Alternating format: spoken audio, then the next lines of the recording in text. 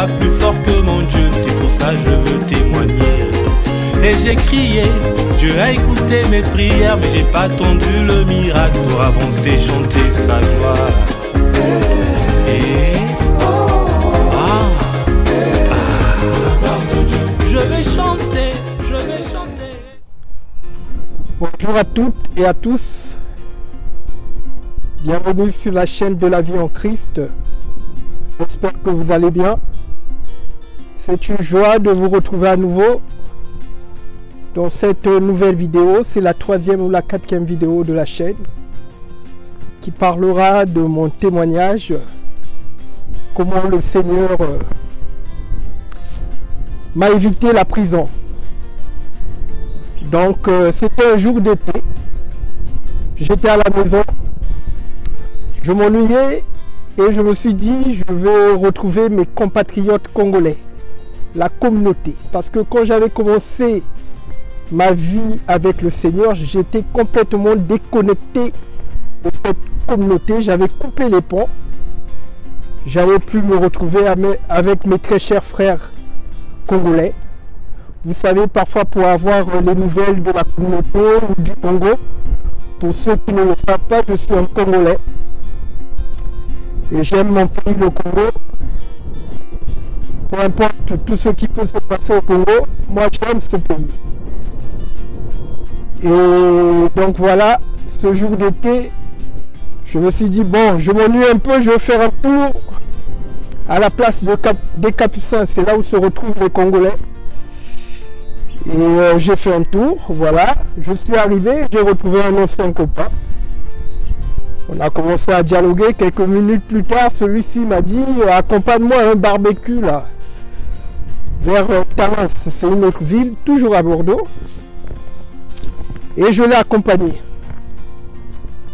Et en accompagnant ce copain, on est arrivé au barbecue, on a commencé à partager un petit pot. Et quelques minutes plus tard, mon copain qui vient me voir, il est en train de me dire « Ouais, accompagne-moi ! Il y a des filles qui m'ont appelé, accompagne-moi !» Comme on était venus ensemble. Donc le mec, je l'ai accompagné quoi. Et en l'accompagnant, nous sommes partis retrouver les filles. C'est le genre de filles, quand tu arrives, des très belles filles. Donc les filles en question, au total, ils étaient 3, il y avait 3 filles. Et donc on a commencé à dialoguer. Et mon copain, il était à côté. Et les filles, dès qu'ils sont arrivés, ils m'ont demandé que je puisse... Non, ils nous ont demandé qu'on puisse les acheter à fumer. C'était pas des filles que je connaissais, hein. C'était le topo de mon ami. Donc on a accompagné les filles à un tabac, ils ont payé à fumer. C'est le genre d'amis. Cet ami-là, un radin comme il n'y en a pas. Le gars, c'est un radin. Mais par contre, quand il y a les filles, c'est le premier à faire sortir les sous comme il n'y en a pas. Et donc, on est parti au tabac. Il est parti payer les cigarettes aux filles. Les filles ne se sont pas arrêtées là. Je me suis dit, bon, c'était bon. Oh non, on veut fumer. Ah, moi, je dis à mon pote, mais mon ami, toi, tu allais chercher ce genre de filles qui fument la beuh et le shit et tout. Oh non, t'inquiète pas, il n'y a rien et tout. Ok. Je suis resté peinard. Il est parti payer aux filles.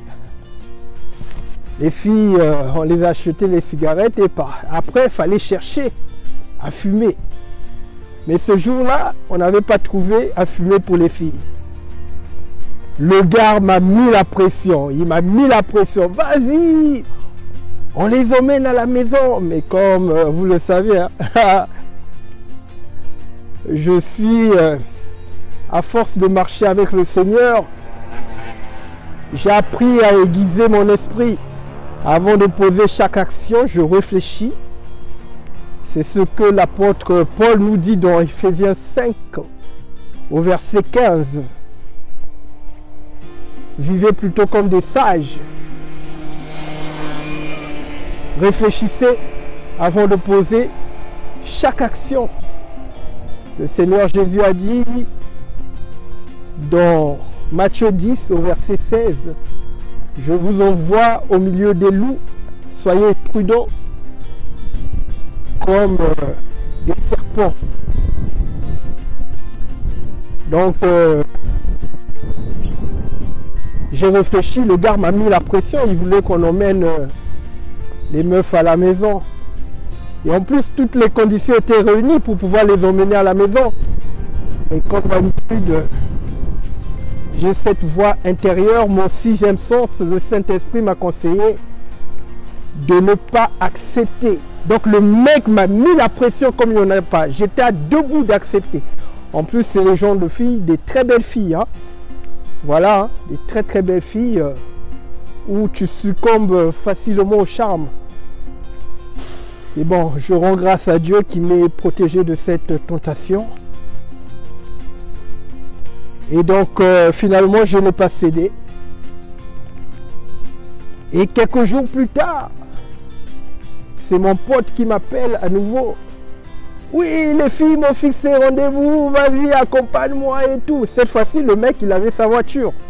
La première fois, c'était moi qui l'accompagnais, mais la seconde fois, il avait sa voiture. Moi, je lui ai dit, mais vas-y, on va dans ma voiture. Pas besoin que tu puisses prendre ta voiture. Vas-y, non, non, je vais prendre ma voiture.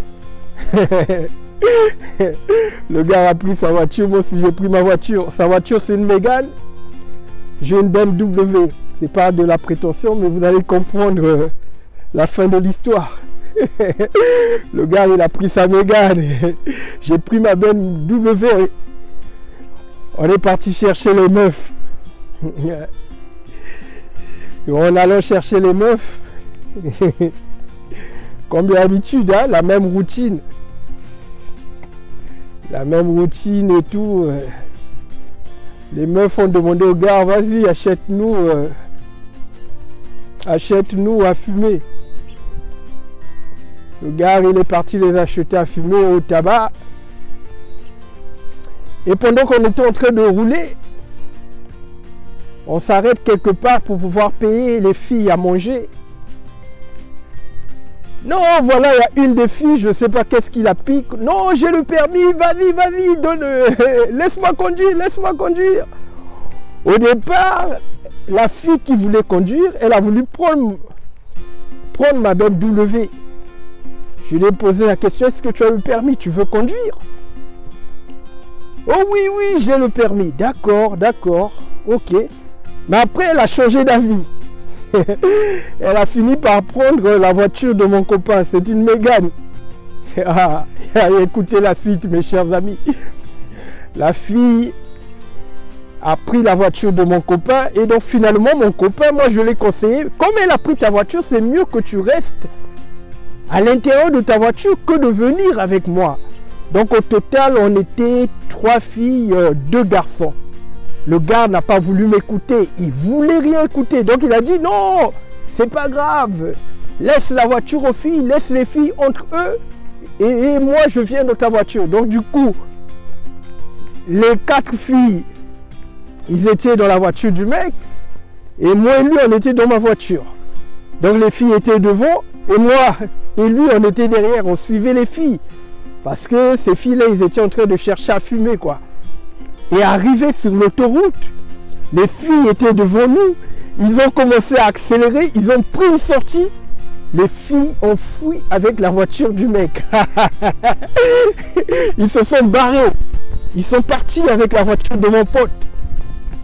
On a commencé à l'appeler, on a commencé à appeler les filles. Non, non, non, non, non, non, non, vas-y, pourquoi tu m'appelles? Elles ont commencé à péter les plombs. Tu m'appelles pourquoi? Vas-y, je te remets ta voiture. Arrête, arrête, arrête de m'appeler, arrête de m'appeler. Clac. Elles ont raccroché mon pote sur la gueule. Elles ont raccroché mon pote sur la gueule. Et on a encore rappelé à nouveau. Cette fois-ci, c'était le répondeur. Écoutez la scène. On a appelé ce jour-là, les filles, ils avaient fui avec la voiture de mon pote. Et donc finalement, on a patrouillé la voiture, on n'a pas vu. Et le jour d'après,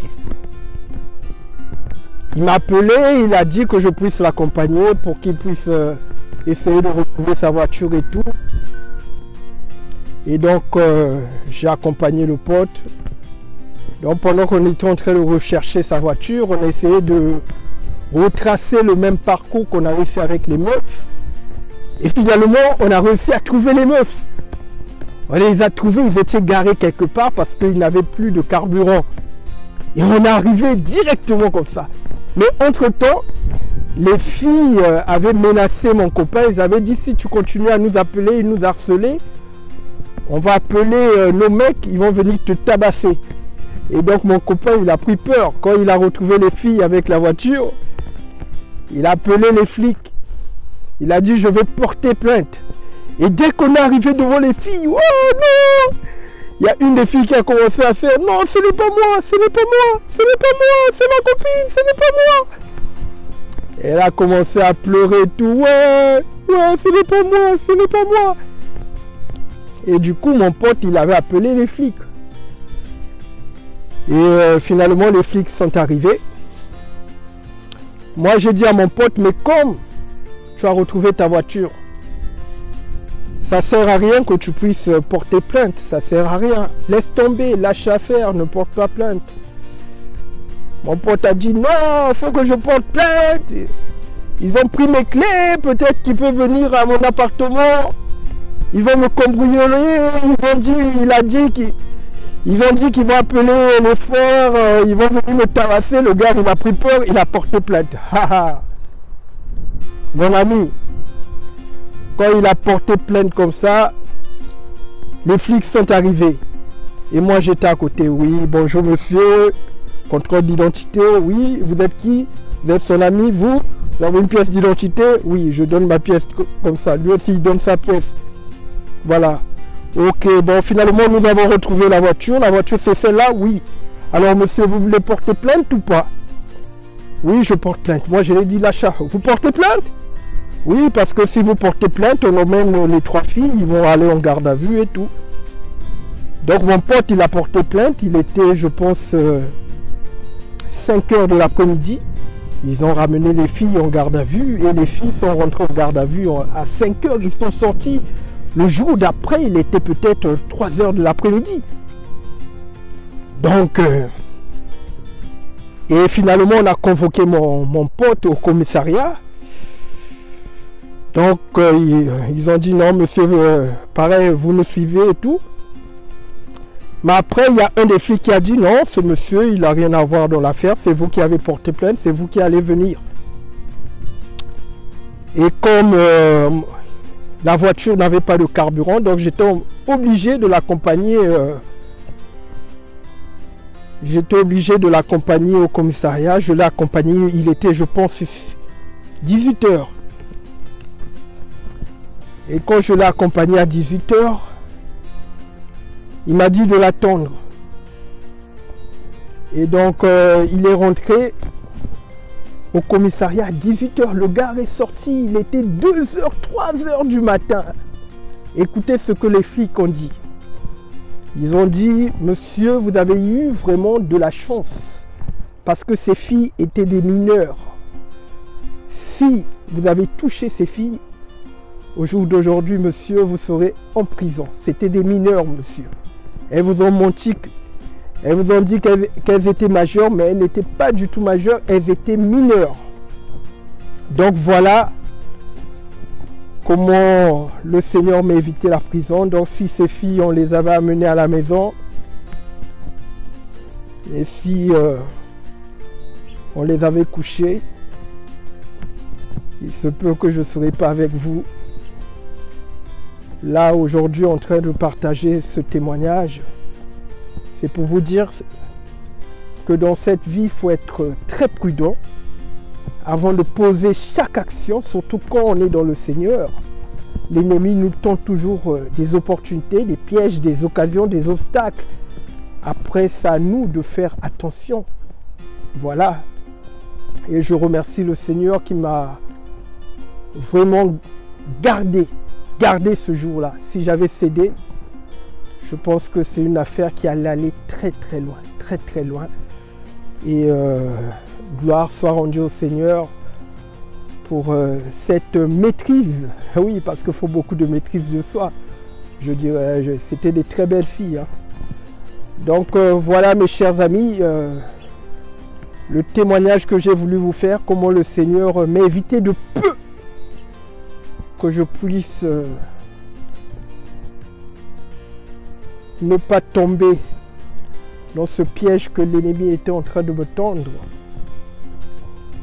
Donc je vous encourage vivement à partager cette vidéo, à la commenter, à la liker et à cliquer sur la cloche de notification pour recevoir mes nouvelles vidéos. Que le Seigneur soit votre défenseur et votre avocat. Je vous dis à très bientôt et merci. Pas plus fort que mon Dieu, c'est pour ça que je veux témoigner. Et j'ai crié, Dieu a écouté mes prières, mais j'ai pas attendu le miracle pour avancer, chanter sa gloire.